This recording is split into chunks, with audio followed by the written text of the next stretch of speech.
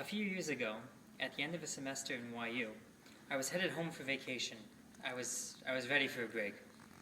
My plan was to take the A train down to New York Penn Station, where I then transferred to the Morrison-Essex line on New Jersey Transit that would take me to my hometown.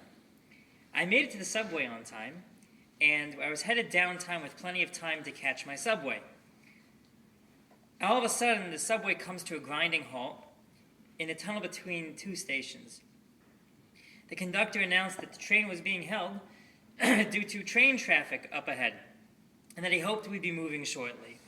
Now, those infamous words that are said to passengers in the New York City subway system can mean anything from a delay of 30 seconds to 2 hours. But thank God, the air conditioning was working and the lights were still on in the train. But unfortunately, I was watching the clock tick down to the point where I would no longer be able to make my train home to New Jersey. And eventually I missed my train, but thank God I caught the next one. But while I was sitting on my subway, in the days before cell phone service was available in the subway, I realized I didn't have any work I needed to take care of at that point.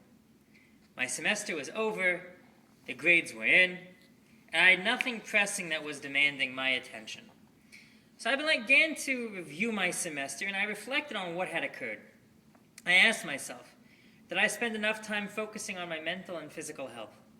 Did I spend as much time learning Torah as I could have? Or was I too much of an academic perfectionist? Did I invest in my relationships with family and friends? Or was I assuming that they would be as strong as they had been before? As a result of this reflection, I was able to make adjustments that helped me maximize on my experience in the following semester. In Parshat Bo, God tells the Jewish people to bring the first Karban Pesach, the first Paschal lamb. It was a tremendous sacrifice because they would be sacrificing the deity of the Egyptian nation, the lamb, the sheep. And God commands the Jewish people to then take the blood of this sacrifice and paint it on the inside of their doorways. And God also tells the people not to leave their homes during the Makkah of Bechoros, the plague of the firstborn. Instead, they should stay at home. And one major question that bothers me about these halachos is, why were the Jews told to stay put during this final Makkah while they were eating the Karban Pesach? I would think that it would be more meaningful for the Jewish people to be able to tour the land of Egypt while the Egyptians are being punished, to see the miracles that God was performing on their behalf. Moreover, God didn't restrict the movement of the Jewish people during the other plagues. So why is God telling the Jewish people to stop and stay put during the Makkos Bechoros? Chizkiyahu ben Manoach, also known as the Chizkuni, the 13th century French biblical commentator, provides a profound perspective as to what was going on during this last night in Egypt for the Jewish people. He says that the blood being painted on the doorposts and the lintel was in the shape of a ches, which is the first letter of the word chayim, the Jewish word for life. And it would be a sign that the Malach HaMavis, the angel of death, should not bother the Jews living in this home. But then shouldn't the blood have been painted on the outside? I mean, if you want to put a sign up for someone who is outside the home, you want to put it away from the people on the inside. You want it to be visible to the people in the streets. Why were the Jews told to paint it on the inside of the doorpost? And I believe the answer is that because it was supposed to be a symbol for the Jews inside the homes as well.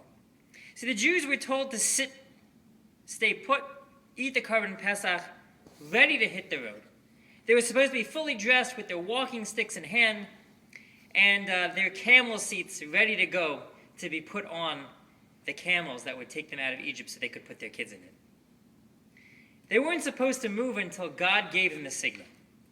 And I think God was telling the Jewish people to sit with their families and reflect on the journey they would be about to embark upon.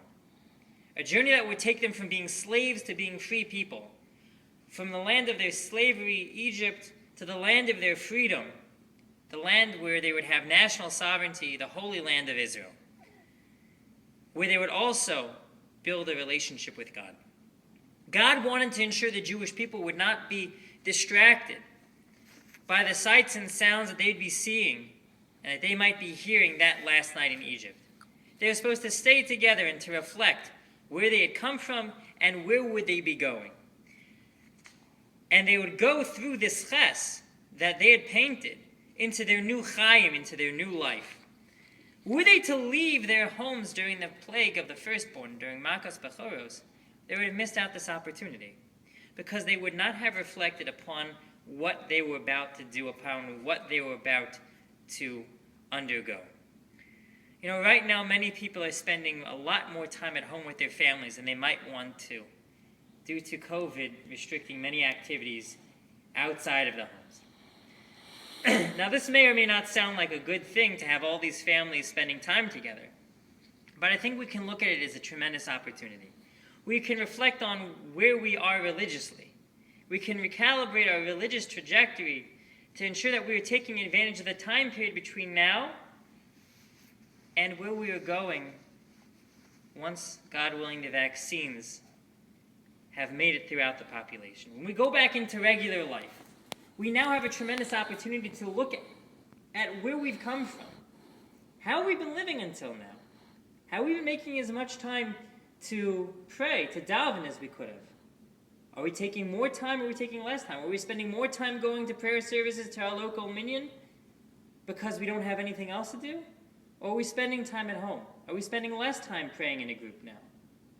And what can we do going forward when we're vaccinated, please God? How can we step up our religious observance? How can we connect to God more deeply than we have before? For one example, many people are taking advantage of more Torah classes, more shiurim that are being offered by their respective shuls, by their synagogues.